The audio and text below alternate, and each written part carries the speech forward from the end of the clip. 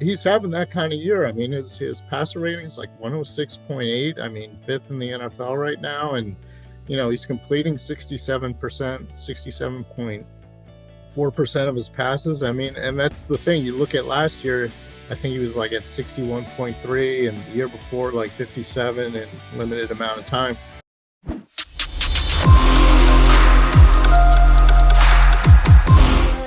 Back at it again, Ric Serritella here on the Football Playbook with our first guest of today, Martin Frank, Delaware News Journal, making his Football Playbook debut. Martin, thank you so much for waking up with us today. I know you've been up at it early getting your next article prepped there for the Delaware News Journal, and I wanted to bring it on to talk about the Philadelphia Eagles because they're doing big-time things. It's only 3 weeks of the season. Carson Wentz week is in the books. Doug Peterson week is on deck. But, I mean, in terms of an overall complete performance, you can nitpick, hey, the second half, they let the gas off the pedal, but offense, defense, a complete game here for the second week in the row. Don't look now. I think the Eagles are like third in the Super Bowl odds, but some big things happening here early on in the season in Philadelphia. Yeah, I mean, they're off to a great start. I mean, I don't think it's out of the realm of possibility to expect or to think they would be 3-0 at this point, but I think it's a little bit interesting to, just how they've gotten to 3-0. I mean, they've totally dominated their last two opponents. I mean, and they were beating the Lions pretty badly, late in the third quarter, and, that was probably closer than it should have been, but still, just the start they've gone off to. I mean, they've looked really good, like on both offense, especially, and defense. I mean, with the way they shut down Carson Wentz, and then the week before with the job they did on Justin Jefferson and the Vikings. I mean, it's been really impressive on both sides of the ball.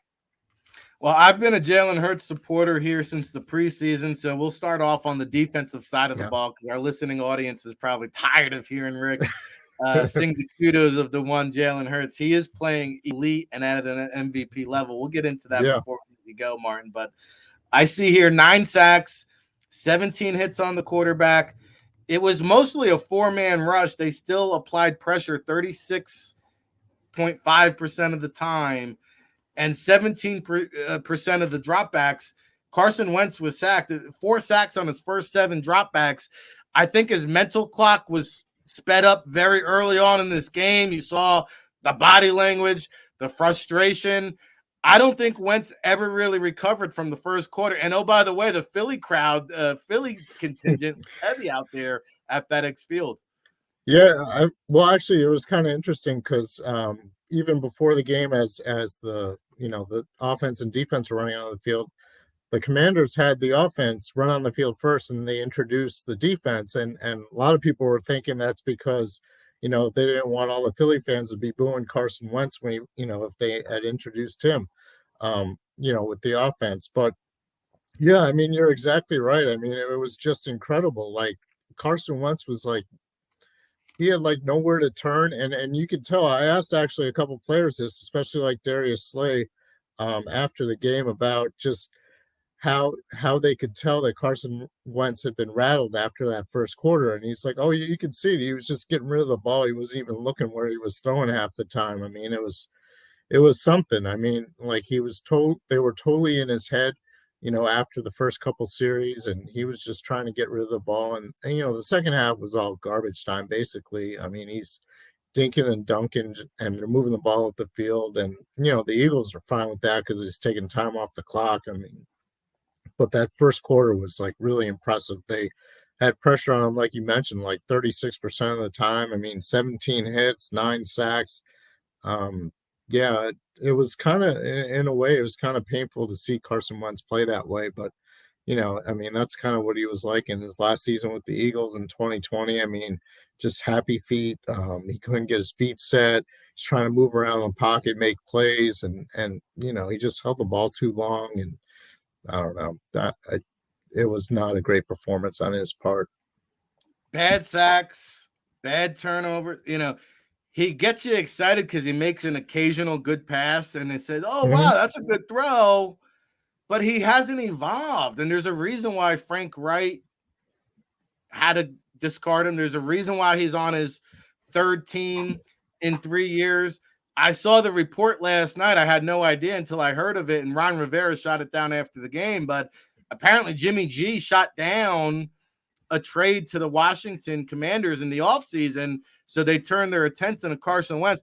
I can't help to think that not only will Wentz be out of here, he'll be a backup in the National Football League next year. And by the time the Eagles see Washington in Week 10, it could be Sam Howell time by the time we see this game again, right?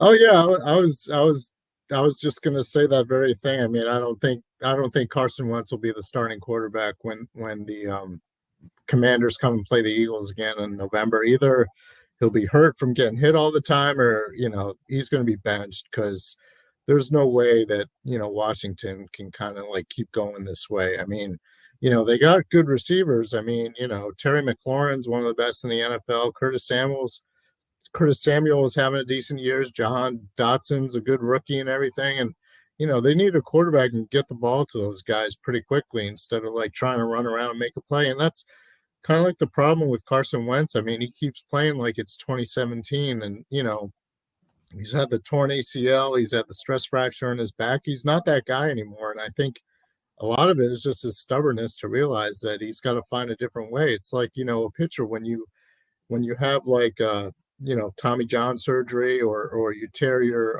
labrum in your shoulder. I mean, you got to change the way you pitch. And it's kind of the same way with Carson Wentz. And seems like he's still trying to hold on to that magical 2017 season, because, he was great that year. I mean, he was an MVP. He was going to be the MVP until he tore his ACL. And he's just not that guy anymore. Yeah, it's a little bit of stubbornness. Part of me felt like when he got the big money contract, he kind of, was like, hey, I've arrived. I'm here now, because I don't recall Carson Wentz being the first man in, the last man out, all the teams gravitating towards his leadership and extra work ethic. And that's the difference between a Wentz and a Hurts that I see. And we're talking to Martin Frank, Delaware News Journal here, staying on the defensive side of the ball. Obviously, they made Wentz waiver, but they did it surprisingly, Martin. Like, nobody on the defensive line is really playing more than 50% of the snaps, which is pretty impressive. Now, Josh Sweat, I think I got this off of your tweet this morning, by the way. Josh Sweat played 61%. Reddick was at 56%, but you go down the line: Hargrave 53%, Milton Williams 49%, Fletcher Cox 47%, Marlon T 44%, and so on and so forth. I mean, I don't think there's a deeper defensive line in the NFL than the Philadelphia Eagles right now. Yeah, and a lot of people complain, why isn't Jordan Davis playing more? And I think Jordan Davis played 34% of the snaps, and 31%, yep. 31, and like the other two games he was right around there, maybe 32 or 34%. And it's because they have that rotation. I mean, Fletcher Cox, is playing great. He's really adapted to Jonathan Gannon's system. He's accepted it. Javon Hargrave's been playing pretty well. I mean, Milton Williams playing well. I mean, that's what a rotation is. I mean, you get fresh bodies in and out of the game. I mean, it wasn't like, last year, I think like not Brandon Graham. Some of those guys were playing like 75, 80% of the snaps, like Fletcher Cox especially, and it was wearing him down. I mean, you could see in his production last year, and this is great for him. I mean, he's playing less and he's playing better. It's the same with the other guys. I mean, they're keeping them all fresh, and that's what you want. I mean, yes, Jordan Davis will play more as the season goes along. I mean, if there's an injury or something like that, but I mean, I would like to think that as the season goes along, his playing time will increase. And I mean, the guy's a force. I mean, the second play of the game, he like right in Wentz's face, bats down the ball. He showed he's going to be a presence in this league, and it's going to happen. It just, he's stuck behind two really good guys, all pros and everything like that. So, he's got to wait his turn. It's the same thing with Nakobe Dean. He didn't play at all at linebacker, but like, how can you argue for him playing a decent amount of the game when Kaiser White and TJ Edwards are playing so well? I mean, it's a good situation for the Eagles because they got all these young guys kind of like waiting in the wings behind veterans who are playing well. They don't have to rush them in there before they're ready and watch them make mistakes that could end up costing the game. These guys these guys are learning from what they're seeing behind veterans who've done it for years and years. I mean, look at Cam Jurgens on the offensive line. He Yep. can't play either because he's behind Jason Kelsey, who's, Good point. one of the best of all time. Well, that's the luxury of having a veteran team. That's the luxury of the depth that Howie Roseman's accumulated here on defense. We haven't seen that kind of depth at the linebacker position. And you mentioned TJ Edwards, who was in with Jordan Davis on that ninth and final sack. Like, Nakobe Dean has the luxury of sitting and learning. And if we need you, Nakobe, we'll call you. Same thing with Jordan Davis. We just spoke to the depth, the tremendous depth of the defensive line. That's a great luxury to have in the NFL. And so for Davis to just kind of be there on the back burner, if they need him to play more, they can. But you mentioned Cox 47%, Brandon Graham 35% of the snaps, not much more than Jordan Davis, but they're preserving these guys. And I think it's a much more effective overall unit on that defensive front. And, listen, we could sit here and I think Chauncey Gardner-Johnson and Marcus Epps played 100% of the snaps again. James Bradbury was at 100%.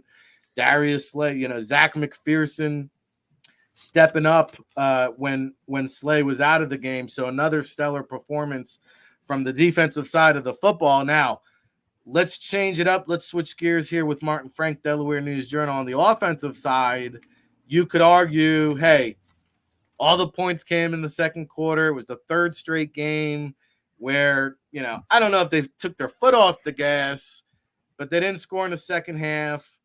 The run attack, they came into the game with the best rushing attack. They only averaged 2.4 yards per carry. I see the first down discrepancy. They had 21 first downs. 2 were penalty. 3 were coming on the run game. 16 through the air. Was this concerning for you? Is this something that, hey, Washington, they just have a really stellar defensive line there with Deron Payne and then Jonathan Allen. I know their ends were banged up, but the interior defensive line is good. What are you kind of nitpicking here on the offensive side? Yeah, it's kind of interesting because it's a second, like you mentioned, the second week in a row where they didn't score in the second half after getting a big lead in the first half. And, that's what like Jalen Hurts was saying after the game. Yeah, I'm not satisfied. That's not up to our standards. We got to find a way, to score more points. And, I was actually rewatching, like before I got on the show, the first series of the third quarter, and it was like a 3rd and 19, and Hurts threw a deep ball to Devonta Smith. He was probably like 2 yards behind the defender, but the ball wasn't like far enough in front of him. And the defender was able to kind of make up the play or break up the play. Maybe you can argue it was pass interference, maybe not, but whatever. If he completes that pass, well, that's a touchdown and it's 31-0. And, the game's over. I mean, it pretty much was over anyway.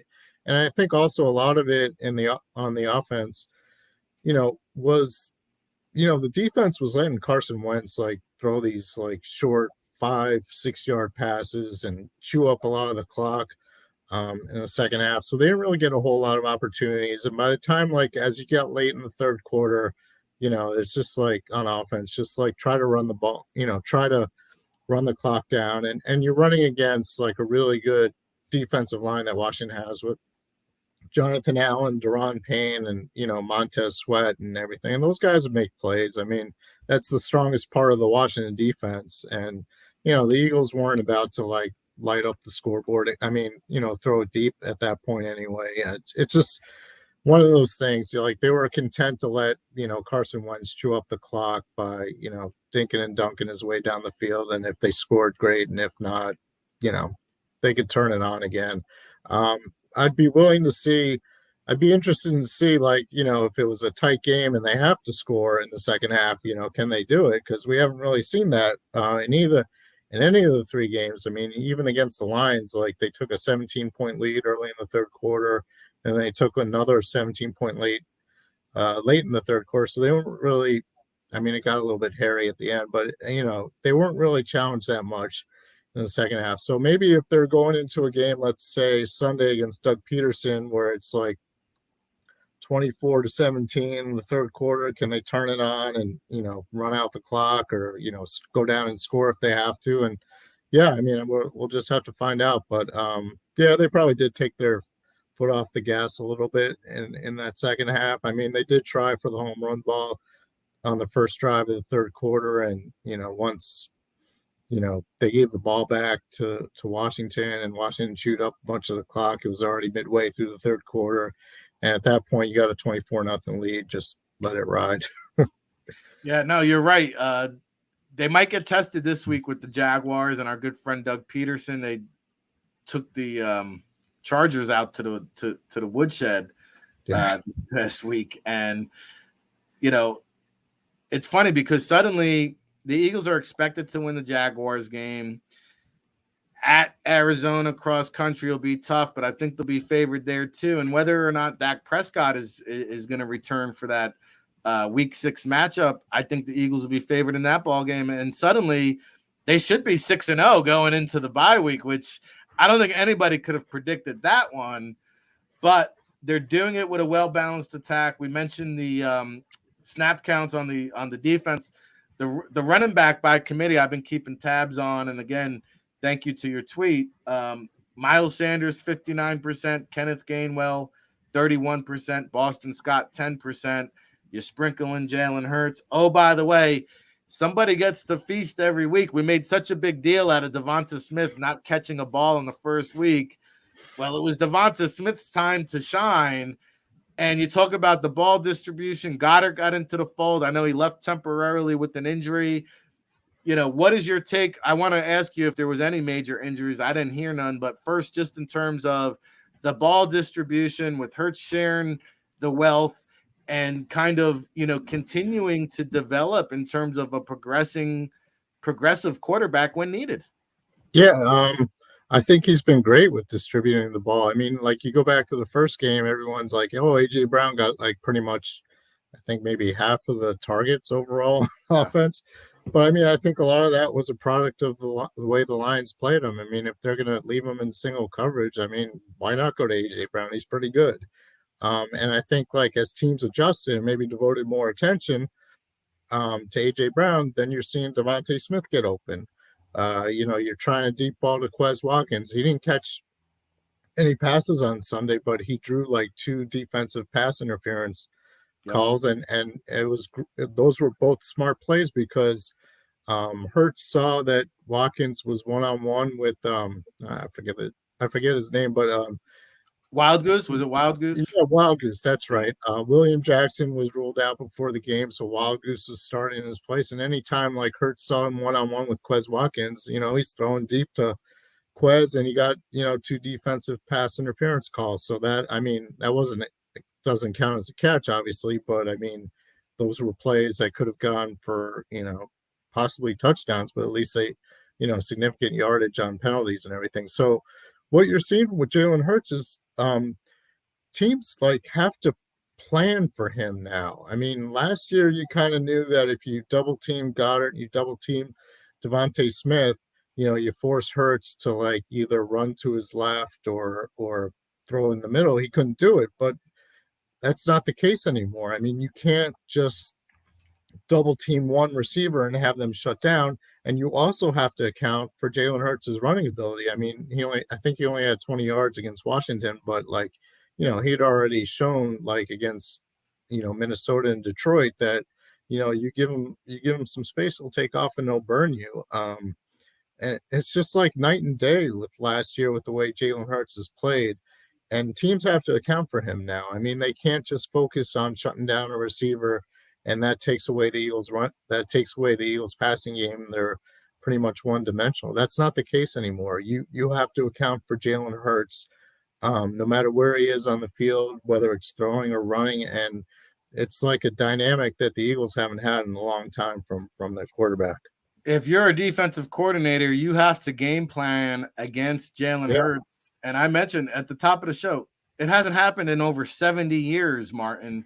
A player to throw for 900 and run for over 100 through his first 3 games. I think he's got 967 passing, a $150 rushing.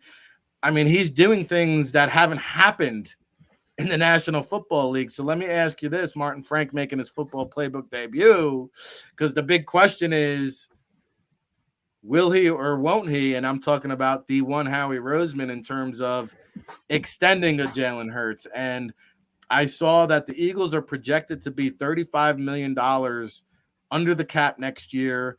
The cap is expected to increase another $20 to $25 million. So let me ask you, Martin, if you're Howie Roseman, do you start contract extension negotiations in season? Do you let the season play out? Do you get ahead of the curve? Or do you put yourself in the Lamar Jackson basket because Baltimore didn't want to pay Lamar Jackson? And I got news for you.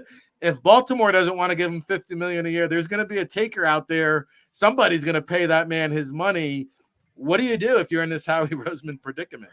I think if you're Howie Roseman, you have to try. I mean, before the season, a lot of the talk was, oh, is Jalen Hurts going to prove himself to be a franchise quarterback? And I think he's pretty much answered that question. I mean, the guy, he's playing at an elite level. I mean, I heard you mention that earlier, and maybe you can even make a case for an MVP. I mean, Josh Allen's obviously great. Tua's been playing really well. Lamar Jackson's still having a good year and everything, but he's right up there in that conversation. Oh yeah, Pat Mahomes is good too. I don't want to forget about him, but still, he's having that kind of year. I mean, his passer rating is like 106.8. I mean, fifth in the NFL right now, and he's completing 67%, 67.4% of his passes. I mean, and that's the thing. You look at last year, I think he was like at 61.3, and the year before, like 57 in limited amount of time. So, for Jalen Hurts to be like a really good quarterback, you want to see him completing more than 65% of his passes, and he's definitely doing that. So, if you have a quarterback like that, you're not going to get anybody better in the draft unless you're picking like first or second. And I mean, I know the Eagles have the Saints pick, and that could be possibly a top 10, but if the Eagles are playing the way they are, I mean, their pick probably won't be until the 20s, and it's hard to take those two and move up, to first or second.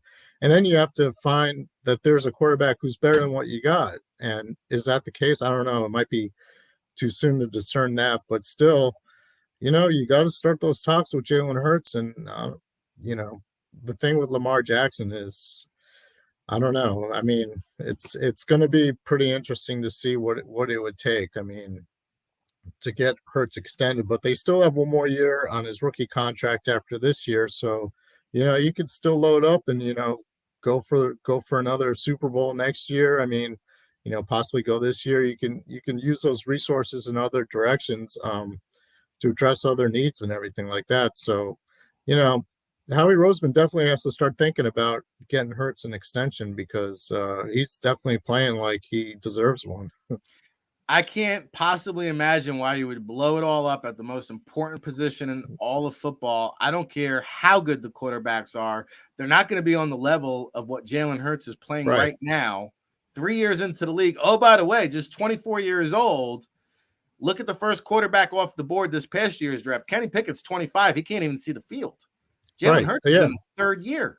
That's a great point. He just turned 24 years old in August. I mean, he's still getting better. Like, this isn't as good as he can be. And that's the thing. I mean, why blow that all up and try to draft like someone like CJ Stroud, who might be a great quarterback, but then again, you still have to wait a couple years for him to develop. You already have a guy who's been in the system for a couple years, who's developing and can still get much better. So, I think the answer is pretty obvious at this point. I mean, you gotta find a way to keep Jalen Hurts. Hey, one of the only few undefeated teams left in the league. This team's built to win now, and they've got a window here where they can be a contender for the next 2 or 3 years significantly. And we'll see what the Giants do on Monday Night Football here tonight. It might just be down to the Dolphins and the Eagles as the only two undefeated teams after week 3 of the NFL, which is what they always wanted with the parity card. But we will continue to keep our finger on the pulse here with the Philadelphia Eagles throughout the show, throughout the season. Martin, hopefully we can have you back on. I enjoyed this conversation thoroughly. What can our listening audience find over at the Delaware News Journal? What do you have on the horizon there? Well, actually, I have a column today just about Jalen Hurts playing at an MVP type of level and just showing like why, based on, comparison for what, Carson Wentz did yesterday compared to what Hurts did, and also like how that one play at the end of the first half pretty much showed everything you need to know about Jalen Hurts, how he got like everyone to the line on the fourth down play, called a play that wasn't even in the game plan for that day, and completed a touchdown pass How to about Devonta that? Smith that put the game away. So you can see all that DelawareOnline.com, and I'm at Twitter at mfranknfl if you want to follow along too. Yeah. And Make sure you go follow Martin. I know the chat room enjoyed this thoroughly. We'd love to have you back on here, and we'll be logged on for all your coverage, Martin. Thank you so much all for right, joining thanks us. for having me. It was great. Appreciate it.